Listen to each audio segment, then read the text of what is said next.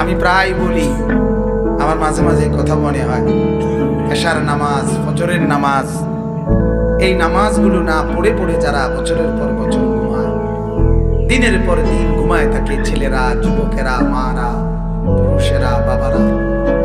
মুসলমান, যদি আল্লাহ তাআলা একজন ফেরেশতাকে একটা বারের জন্য বলতেন, ফেরেশতা এই নাফরমানকে শুধু একটা চটকনা দিয়া,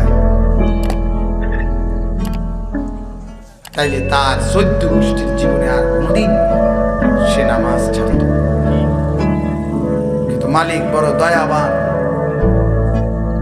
মালিক বড় দয়াবান। 10 ঘন্টা লাগাতার ঘুমাবার পরেও আল্লাহ দেখতেছে আমার নাফরমান বান্দা ফজরের নামাজ পড়ে নাই।